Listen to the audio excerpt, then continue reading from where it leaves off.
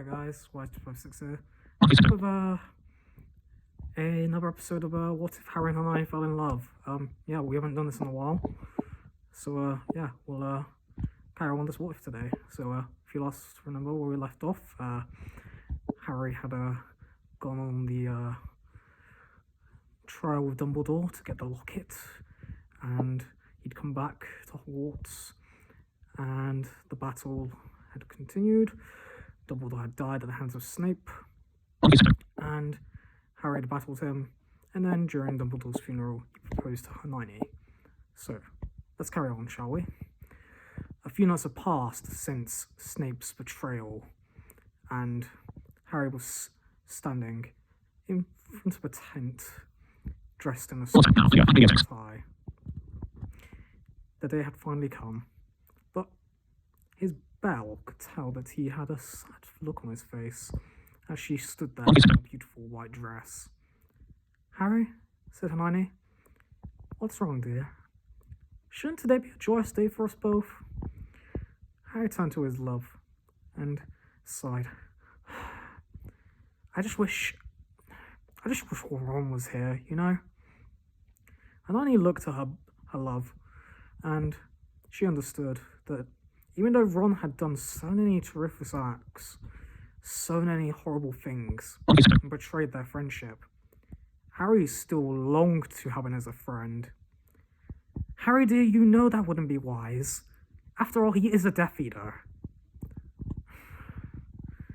"But then again, I do understand, my love. But it's not meant to be." Very well.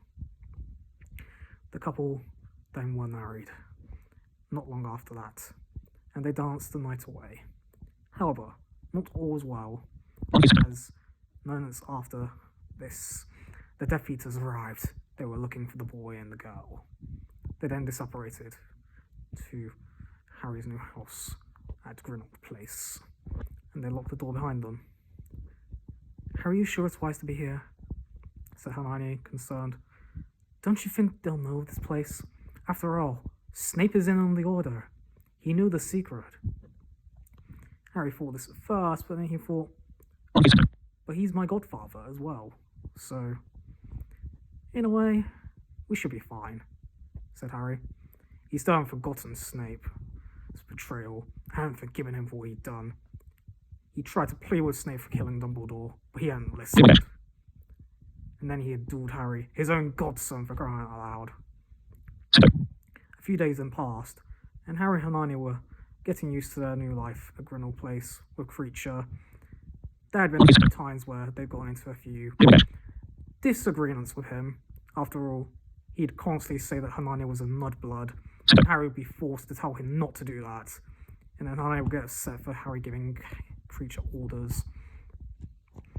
They then discussed about the locket, and Creature told them all about what he knew.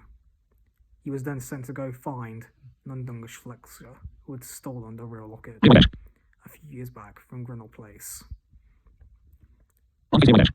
Days then passed, and there was a knock at the door. Harry and Hermione immediately stood up and raised their wands. "Show yourself!" they both cried. Out through the door stepped Severus Snape, wand out, but hands up, almost in a pleading manner. "Settle down, boy. I've not come to harm you." Harry was not moving his wand for a second. "Why did you do it?" he growled through gritted teeth. "Why did you do it, Snape?" "You know why I did it, boy. He was going to die no matter what happened. Would you have rather him die from Voldemort's curse, and then have him be the one in ruling the world?" "What?" said Harry. "Ruling the world? What do you mean, Sev?" Harry dropped his anger for a second in the confusion. "The wand, boy, the wand! Remember what I told you about Dumbledore's wand?" He spat in protest.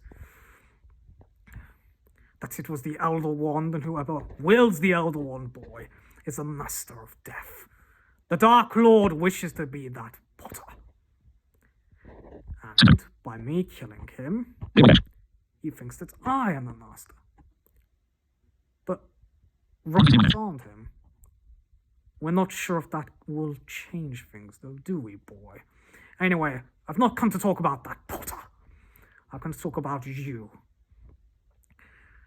I don't trust you whatsoever. As I expected you would, Potter. Let me help you, boy.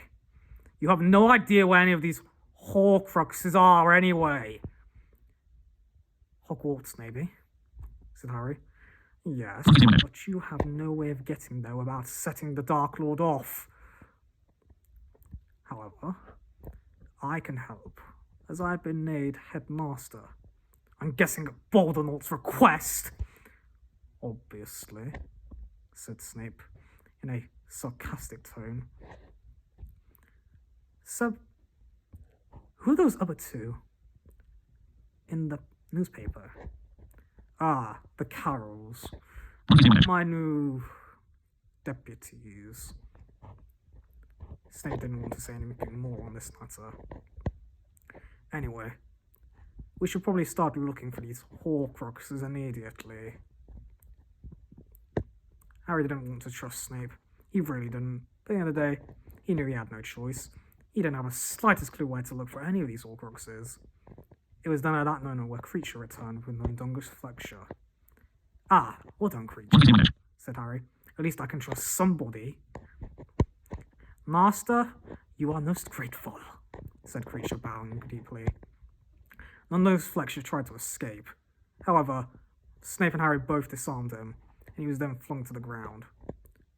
Well, Mundungus, where's the locket? Said Harry. He then told Harry, Hermione, and Snape that it had been given to a witch. Who? They said. An old lady. A bow on her head, said Mundungus. He then gulped. Looked a bit like a toad. Harry then sighed in disappointment and frustration. He knew who that was. You know who that is, don't you, Harry? Yeah. They both then said, Umbridge. And that is where we'll be leaving our story for now, guys. So, what do you think of this episode of Harry and Hermione Fall in Love? Do you think they'll be able to get the locket from Umbridge? And will Harry be able to solve his problems with Ron and with Snape? Find out next time as we continue the exciting story of what if Harry and Hermione fell in love.